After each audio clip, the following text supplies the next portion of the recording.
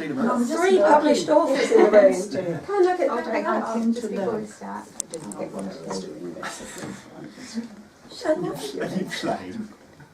Are you going to do a little... I am. Thank you for having Right, me. well, hi everyone, and welcome back to the Press Club. I know some of you have done Press Club before, so it's nice to see you back. Today we're really thrilled to have Lee with us, and I know I'm not going to say too much about him because I know you guys have done all your research, and so I don't want to take anything away from that. Also, I didn't rehearse anything, so I'm just on the flying by the seat of my pants. So we should find out how much you know. Oh, I know. Well, can you test me afterwards and I'll see what I can get out of it. I think you know lots. So Lee is an award-winning author. He's the author of Magritte. How do you say it? Magritte. Magritte. But he's written lots of other books as well. Some for adults, some for children. And he was just saying in the kitchen, don't buy some of the books that aren't for children because wait till you're an adult to read those ones, okay? Lee does lots of festivals, so he's used to talking to people, so I'm sure he won't get stage fright today. And let's just take it from there. So welcome, Lee. Thanks, Tara. Thank you guys for having me. This is really cool. So, I'm told you guys have tons of questions. Yes. So who drew the short straw? Who has to go first? As a child, what did you want to be when you grew up? As a child, I wanted to be a paleontologist. So yeah, I wanted to dig up dinosaur bones and study them. And as I got older, I came from a really sort of poor background, and that was not the sort of thing that people like us did. So my family's kind of a military family, and I ended up slowly but surely going towards being in the military. In fact, I was 2 days away. I'd been accepted into the Defence Force Academy. When I was 18, I was 2 days away, and I had a massive crisis of confidence, and didn't go. And I went to university to study poetry instead. So, yeah, I literally ran away from the army to become a poet. Yeah. I think my mum started talking to me again about 3 days before she died. No, that's not true. But yeah, so no, I wanted to be a paleontologist, and I still kind of do. I'm 46, coming up 47 now. I still kind of really wish I'd been a dinosaur scientist because dinosaurs have never not been cool. Hello. How old were you when you first wanted to be a writer? I was 17. I was in year 12 at school, and my English teacher. I just wrote a story for an assignment. My English teacher said it was really good and really encouraged me. She thought that maybe I had something, a little bit of skills, and she really encouraged me. And so yeah, so when I piked out on the army, I thought, well, maybe writing. My teacher likes my writing. I could go in that direction instead. Yeah.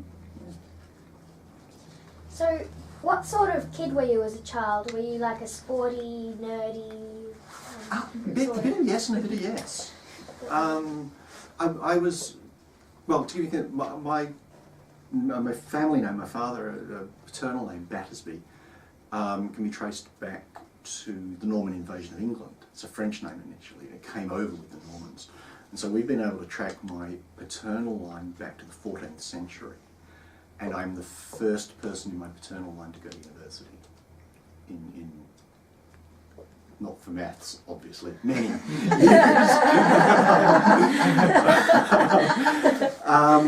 So yeah, I was kind of smart, and I was really skinny, and I had the glasses, and it was the 1980s, so I got bullied a heap.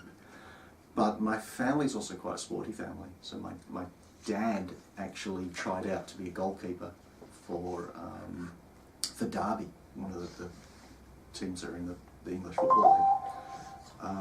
So I could play sport as well. So I kind of didn't fit in with either crowd, really. But yeah, typical writer background. I didn't fit in with anybody. I spent a lot of time in the library. I'm not good with people. So yeah, but I was a reader. My mum introduced me to reading really early. I could read by the time I was 3, read sort of full books by the time I was 3, and I've just been a kind of obsessive bibliophile ever since. I think I've got maybe 2,000 or 3,000 books at home at the moment. So yeah, read it. I would rather read it than do almost anything. Like I don't have TV at home or anything like that. So yeah, we've got Netflix. That's it. So, but that's it. But like I don't have 2, 7, 9, 10 SBS or any of that stuff. Yeah. Also, you notice my questions tend to go from here and just sort of wander. So yeah. That's what we'd like. Why did your family move to Australia? My family moved to Australia because of something called the 3-day working week. So, in the early 1970s in England, where I was born, they were undergoing a real period of hardship, and the government introduced the 3-day working week, which meant instead of people working 5 days and getting a full-time wage, the most they could get was 3 days. We couldn't afford to live on that. My mum didn't work, so we had one of these kind of really old-fashioned type families. My dad was a boilermaker, sheet metal worker, manual trades. He worked, and my mum stayed home and made cut lunches and dinners. Being attacked. They couldn't afford it. They had 2 kids. I was 5, my brother was 2, so we were very young. And my aunt and uncle had come to Australia the year before, which was quite literally like a land of plenty. There were jobs going, and particularly in that industry, and they said, come on over, there's lots of work. And so I went from Nottingham in the Midlands of England, where it had been snowing the week before we left, and then we flew out and we came to Kalgoorlie in November. So we went from snow to why is it so hot in a week, in like 5 days. So a week after my 5th birthday, I was standing in Kambalda just south of Kalgoorlie going, what's that big yellow thing in the sky? It's so hot it hurts. Why did you want to run away from the Air Force if you had always dreamed to work there? I just had a real crisis of confidence. I got to a point by the time I was in my late teens, I wasn't a particularly self-confident person.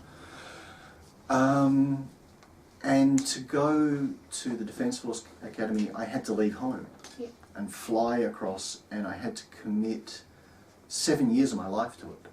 So I did you had to do 3 years at the academy, you got a degree, but then you had to do 3 years in the army plus 1. So it was 7 years, which meant I would have been 25. I'd not left home or done anything of that before, and I kind of just froze. I just thought, I'm going to do this and stay at home instead. So yeah, I just kind of had a brain freeze. Yeah. Although this is a frequently asked question, where do you get the majority of your ideas? At the moment, from history books. I love to read history and what I kind of think of as hidden histories. So I'm a huge fan of a writer called Catherine Arnold, and she writes things like a history of London's funeral practices, which is where Margaret came from. So it's a history of how Londoners, in particular, buried their dead and all their funerary right from pre-Roman times right up to the modern day. And so yeah, a lot of them kind of come for that, because history is the coolest thing ever. But also, and it's such a flippant answer, but it's kind of true, it's just paying attention to what happens around you, so the news and what you see out the window, but not just taking one of those ideas, trying to being absorbent and absorbing so much of what you read and watch and see and hear and experience, that you're then able to find links between things that other people may not notice, and it's those links that create a story. It's not necessarily what you learn.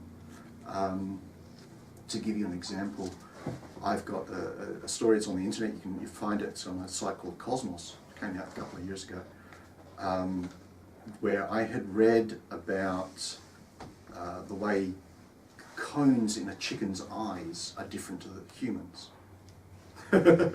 So in humans' eyes, the cones that take light are all higgledy-piggledy, random all over the place, right? The light just comes in and it hits whichever cone. In chickens, they're more ordered, and not only that, they can change. And so they think that maybe chickens, ever so slightly, might be able to see through things, very thin things that we can't necessarily see, like skin, because of the way the light hits the back of their eyes. Yeah, right? So you read that, you just go, I will be using that. And at the same time, I was reading about new plastics in the science magazine. They're developing plastics that are now thinner and thinner and thinner, but stronger and stronger and stronger. So they hypothesize that eventually they will be able to, or not eventually, but reasonably soon, they will be able to create plastics that are so incredibly thin and so incredibly flexible as to be almost transparent and almost invisible, but which will be stronger than steel.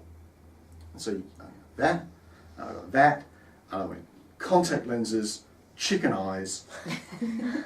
What if that happened to a human? And at the time, the Afghan war, there were stories coming out of the Afghan wars about the way they were killing villages full of women and children. I was thinking, so what if they developed these contact lenses with this sort of chicken eye technology that enabled soldiers to be able to see through the rocks and see who they were fighting, and still they were taking that information and using it to go up into the hills and kill innocent civilians. So it wasn't just the one idea and the one idea, but it was that space in between the three ideas that creates the story. Long-winded answer, sorry. I will never look at my chooks again the same way. Yeah, it's a freaky thing. It's like, it's clearly some scientist got a grant to go, chicken eyes, let's cut them open for a really long time to see what we can find. Looking at me naked.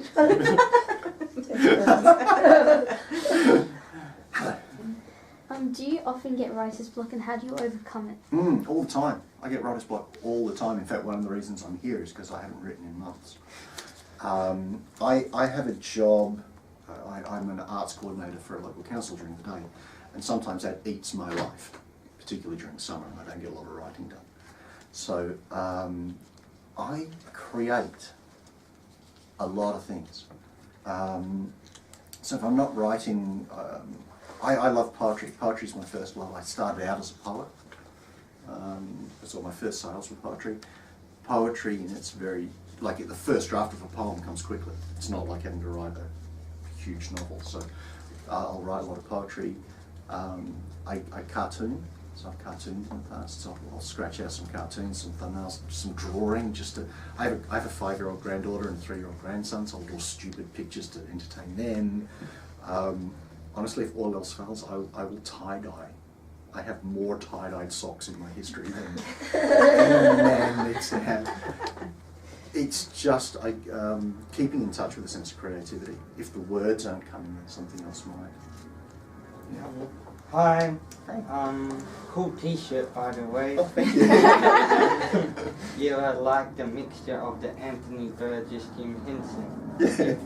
This year I went to my first SwanCon. Can you please tell me what it's like when you went to your first SwanCon? It was very weird because I was a guest at my first SwanCon. So I had just won a competition called the Writers of the Future. And as part of that, they gave me a publicist for a very short period of time. And the one thing that the publicist actually did was get me a guest spot at my very first SwanCon. So it was really weird. But I kind of felt like I'd found my village. Like at the time, I was working in the tax office. So like the least creative, least science fiction-y, least everything place in the world. And I walked into a room of 300 people who were talking Lord of the Rings and Doctor Who and writers only I thought I knew. So I walked in and there were people talking about a guy called Frank Roberts. Frank Roberts is an Australian science fiction writer who published like 3 short stories in the 1960s. And one of those short stories happened to be in the first science fiction book that I was ever given, and I fell for it. It's that story that made me a science fiction writer. But I thought I was the only person who knew who Frank Roberts was. Literally, apart from maybe Frank. Because these were stories that had been published in the 1960s, the middle of the 1960s. He'd only published 3, and I got this book in like 1978, and that story was tucked in amongst royalty. Isaac Asimov, Ray Bradbury, all the really greats. And I walked into my first convention and there were people talking about Frank Roberts. And I just went, oh, I'm so at home here, these are my people. and yeah, so it was incredible. It was like finding the school and the friends and the community in the village that I had been looking for my whole life. Yeah. So it's really cool that you've gone so young. Mm-hmm. What did you think of it? What did you I thought it was interesting. Yeah. Yeah, I just, at first I was like not sure what to do. Then I waited for some exhibition on the go and I watched it and I really enjoyed it. It was about animated films and stuff and it was good. Oh, wicked, yeah. Yeah. There was Yeah, and some guy who did on Disney animated films and stuff and it was interesting because he talked about the Terry Pratchett Disney animated film that was never made. Yeah, That was yeah. interesting. Oh, brilliant. Do they still have the film room? Because that was the big thing for me, like they had a film room, a video room when I went there. Yeah, they did. Just played videos 24 hours a day. So, 3 o'clock in the morning, you'd go down and watch a movie.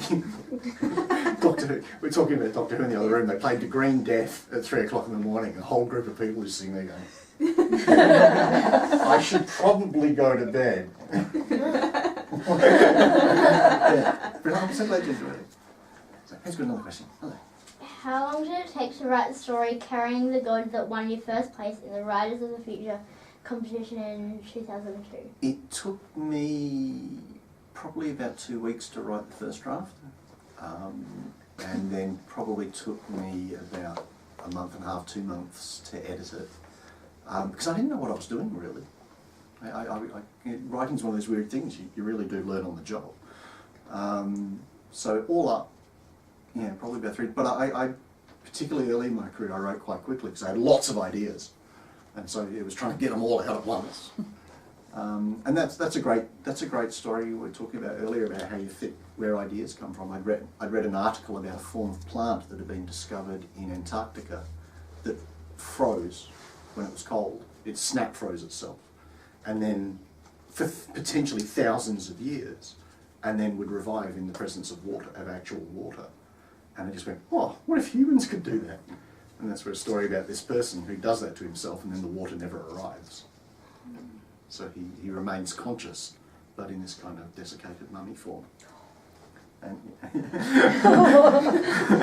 yeah, it's not a nice place inside my head. And yeah, so in the end, probably about 2 months, every night, tapping away. Have any of your real life experience inspired any of your stories? Mm-hmm. And if they haven't, then what things do That's inspire? several. How dark do you want to go on this? We'd like them to sleep tonight. All right. Well, there are 3 or 4 stories that are directly inspired by the death of my first wife. That quietened the room. So my first wife died in childbirth. My daughter, my eldest child. And yeah, writing was a way of dealing with that because it's obviously pretty damn traumatic. So there's 3 or 4 stories that are directly based on that.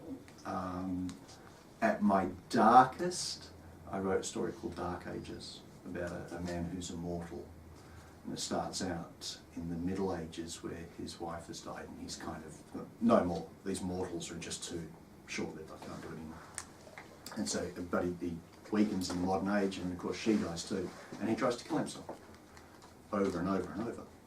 But he can't because he's immortal. So it gets pretty dark. But also, large parts of my first 2 novels, which are ludicrously over-the-top, humorous fantasy novels for adults. There's bits in there, and often it's not direct things. So I don't know. I've travelled to Singapore, right, in the last year. I wouldn't necessarily write stories about travelling to Singapore, but what I found when I went to Singapore is a weird place, in that it kind of looks like us and sounds like us. Like everything looks really Western, And it's just not the same. Just not enough so that everything was weird.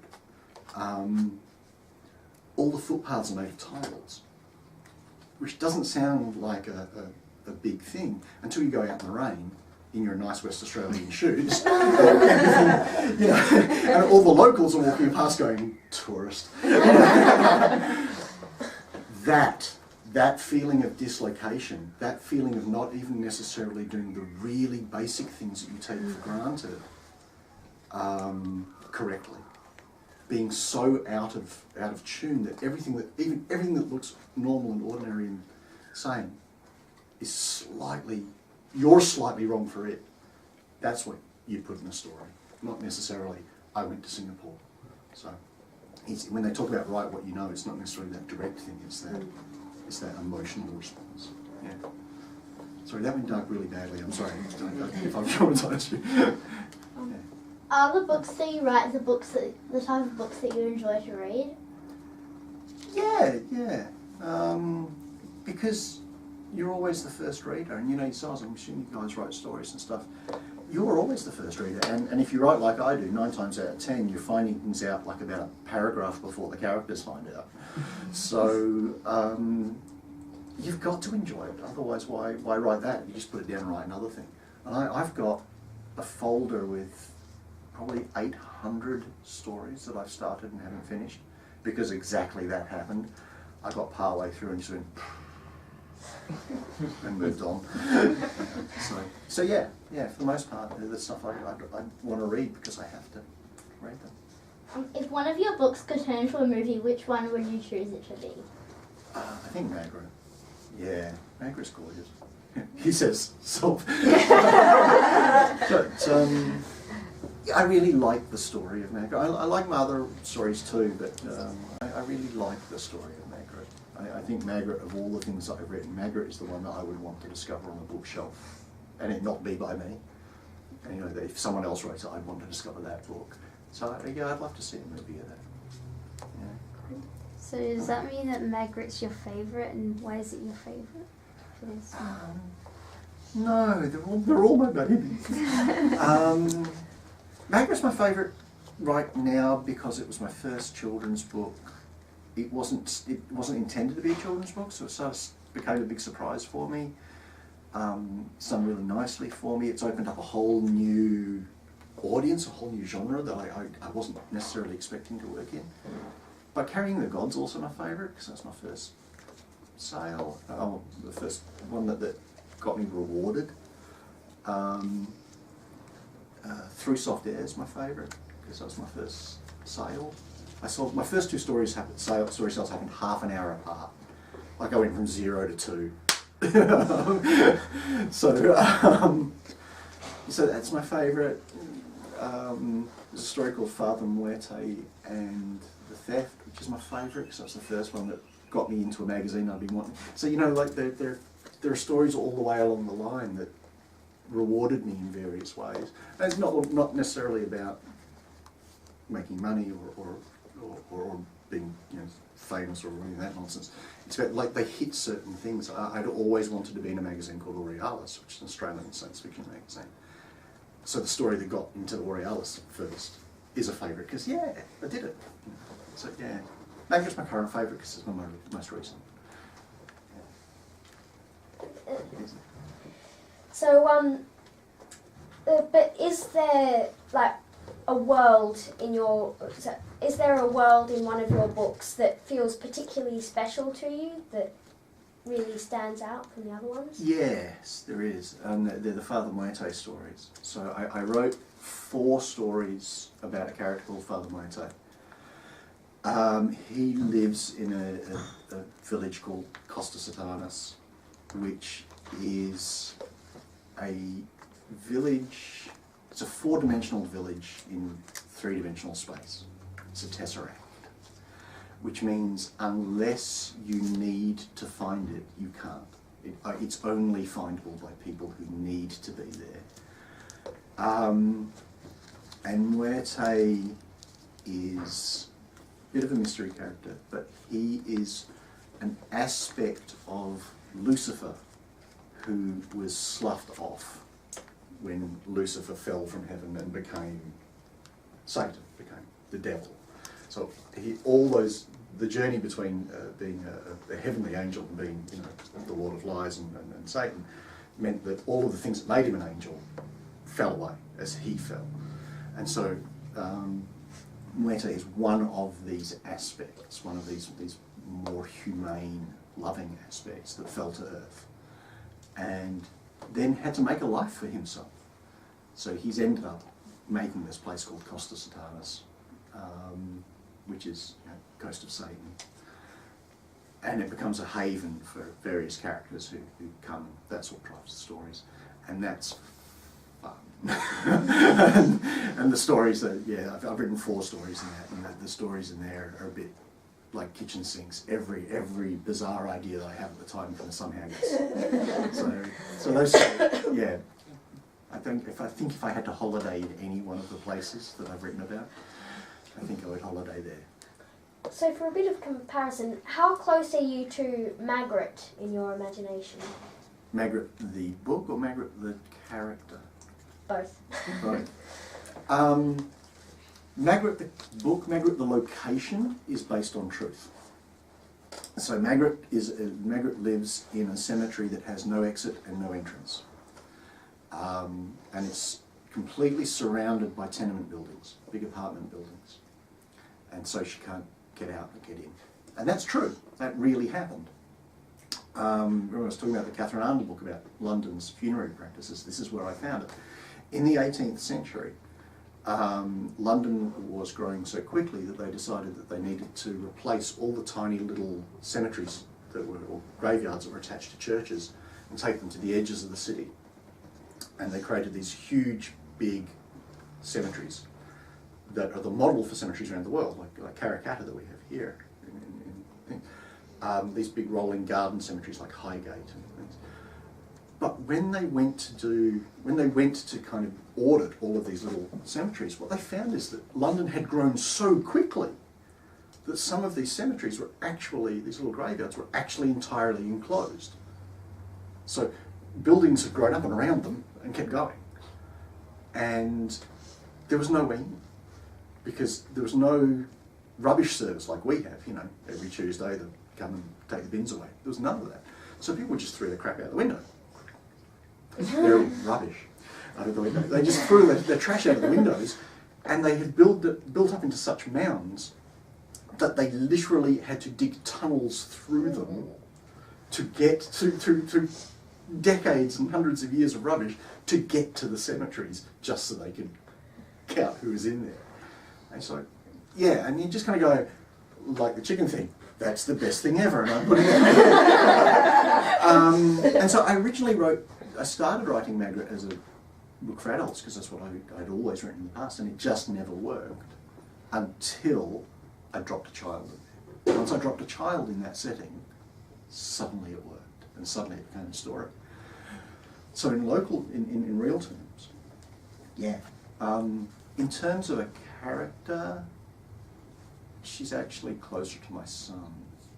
So my son, I started writing, my son was very sick. He had an illness that was kind of life-threatening.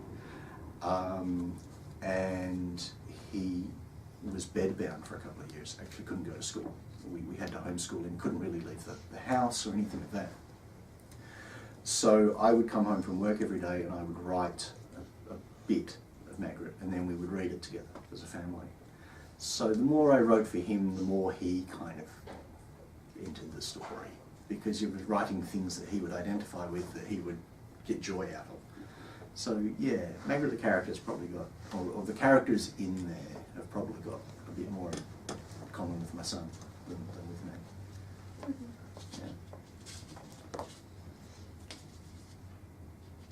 Who's next? I hear that you're into visual arts and stuff. I am. Yeah, I read one of your reviews online for Marvel Masterworks Volume 2 on Daredevil Volume 3, which I've actually read. Yeah. And I thought it was a pretty good review. Oh, just thank you.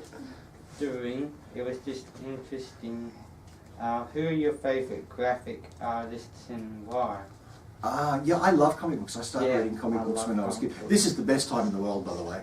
All of the characters that are happening in all of the comic book movies, I've been Yeah. waiting 35 years for that. So, you know, I am that guy who's been wandering around going, don't talk Suicide Squad to me, I was reading the original. Yeah, I love comics.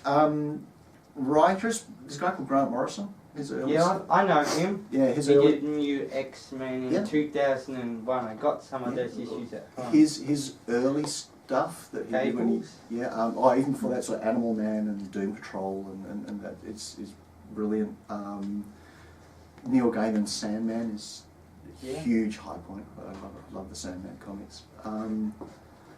But I'm pretty omnivorous. I read everything and anything I can get my hands on.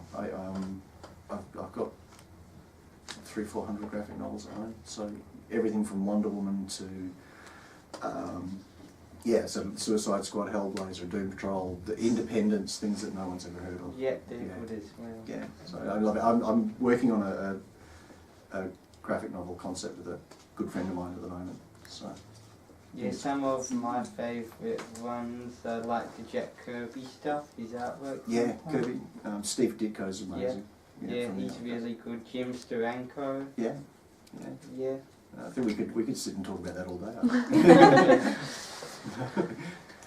And I also hear that you're, like me, actually a fan of the original Guardians of the Galaxy. Yes, yes. Yes, 1969. I got some of those original comics at home from the 70s, and Yes.